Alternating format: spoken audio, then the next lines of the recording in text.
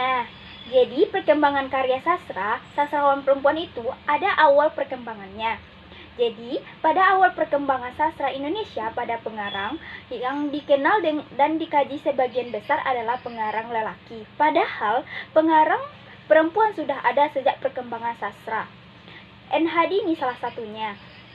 Menyemarkan sastra Indonesia dengan karya-karyanya yang sangat bermutu dan bernilai bagus. N. Hadini sebagai peringkat pertama menurut kedudukan nilai liter karya-karya. Kemudian pada tahun 1998, pembaca karya sastra Indonesia dikejutkan oleh kehadiran sastrawan perempuan yang dianggap sebagai pengarang yang berbeda gaya dari pengarang lainnya, yaitu Ayu Utami dengan novelnya yang berjudul Saman.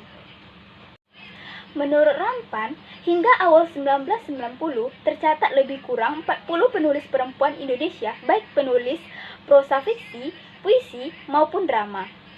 Perkembangan sastrawan perempuan di Indonesia juga memiliki sejarah yang menarik. Beberapa sastrawan perempuan telah muncul dan memberikan kontribusi penting dalam dunia sastra Indonesia. Perkembangan sastrawan perempuan Indonesia terus berlanjut sampai saat ini, dengan banyaknya penulis perempuan yang muncul dan memberikan kontribusi dalam genre fiksi maupun non-fiksi.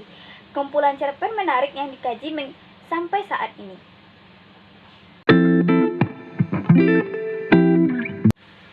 Nah, poin yang kedua ini yaitu sastrawan yang menonjol pada perkembangan sastrawan perempuan di Indonesia. Yang pertama, N. Hadini, seorang penulis yang diakui secara internasional. Karyanya mengangkat isu-isu sosial, perempuan, gender. Beberapa karya terkenalnya yaitu yang pertama, pada sebuah kapal, Hati yang Damai, Namaku Hiroko. Yang kedua adalah Ayu Utami, seorang penulis yang dikenal karena novelnya yang berani.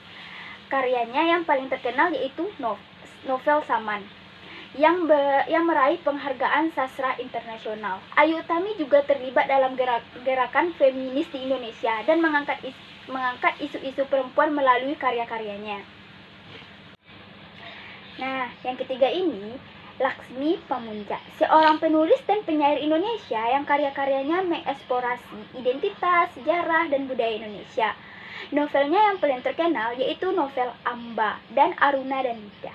Yang keempat, Oka Rusmini, seorang penulis yang menulis dalam bahasa Indonesia. Karya-karyanya mencerminkan kehidupan perempuan Bali, tradisi. Novelnya yang paling terkenal yaitu novel Tarian Bumi. Nah, poin yang ketiga ini, karya sastra yang menonjol pada sastrawan perempuan. Yang pertama adalah novel Saman pada tahun 1998, karya Ayu Utami. Banyak pembaca dan kritikus sastra karena novelnya dianggap sebagai novel pembaharu dalam dunia sastra Indonesia. Yang kedua, Supernova pada tahun 2001, karya Dewi Lestari. Supernova adalah novelnya yang pertama yang direncanakan sebagai suatu novel serial dan spirit penelusuran terhadap spiritualitas dan sains. Yang ketiga, Merdeka dan Merah Putih, karya N. Hadini. Tulisan ini dianggap membahayakan Belanda, sehingga ayahnya harus berurusan dengan Belanda. N. Hadini banyak memunculkan karya-karya puisi, novel. Yang keempat ada Amba pada tahun 2012, karya Laksmi. Nah, selanjutnya poin keempat, yaitu ciri khas karya sastrawan perempuan. Yang pertama, perspektif perempuan. Sastrawan perempuan seringkali menghadirkan perspektif dan pengalaman perempuan dalam karya-karya mereka. Yang kedua adalah penyampaian cerita alternatif. Beberapa sastrawan perempuan Indonesia menawarkan cerita-cerita alternatif yang menentang norma-norma sosial dan budaya yang ada.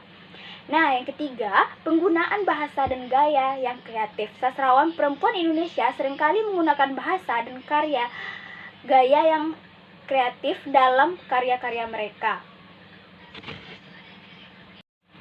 Keempat, keanekaragaman budaya. Karya sastrawan perempuan Indonesia seringkali mencerminkan keanekaragaman budaya di Indonesia. Yang kelima, pendorong perubahan sosial. Sastrawan perempuan seringkali mengambil peran sastrawan pendorong perubahan sosial melalui karya-karya mereka. Nah, poin yang kelima ini yaitu membahas tentang metropop, yaitu genre sastra populer yang populer di Indonesia dalam beberapa tahun terakhir. Yang pertama adalah Mia Arjat, penulis metropop yang terkenal melalui novelnya yang populer di kalangan pembaca muda karyanya yaitu Sejujurnya. Yang kedua, Dian Nuranidya, dikenal dengan karyanya yang menggabungkan elemen romantis dan komedi dalam genre metropop. Karyanya yaitu adalah Kuala Kumal. Yang ketiga ada Asma Nadia, penulis novel religi, juga telah menulis beberapa novel metropop yang berjudul Teman Tapi Menikah dan Jangan Jatuh Cinta Diam-Diam. Yang terakhir, nah, poin yang keenam ini membahas tentang Ciklik. Yang pertama, Clara, karyanya yaitu Fiksi dan Hujan Bulan Juni. Yang kedua, Dewi Lestari, karyanya Supernova. Yang ketiga, Ayu Utami, karyanya Larung. Yang keempat, Raditya Dika, karyanya Marmut Merah Jambu. Yang kelima, Mira, karyanya 5 Senti dan Remember When.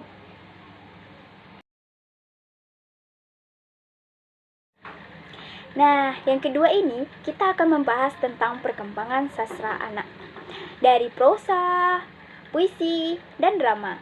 Yang pertama adalah perkembangan prosa anak. Sastra lisan merupakan cerita rakyat mentradisi, diwariskan secara turun-menurun, dan dipertahankan dalam masyarakat pemiliknya. Sastra lisan beredar secara lisan dalam masyarakat. Sastra lisan dalam kelompok masyarakat yang berada anak-anak dan belum bisa membaca mendapatkan cerita-cerita dari kegiatan mendongeng yang dilakukan oleh orang tuanya. Pengarsipan dongeng tersebut dilakukan secara mencetak buku-buku, kumpulan dongeng atau cerita rakyat yang ada di Indonesia, seperti yang dilakukan oleh Bakti Sumanto yang membukukan cerita rakyat. Buku-buku cerita rakyat yang dicetak ini turut meramaikan dunia sastra anak di Indonesia. Genre dan tema dari karya sastra anak-anak yaitu genre fantasi dengan latar negeri anak berantah yang mewarnai beberapa novel karya anak-anak tersebut.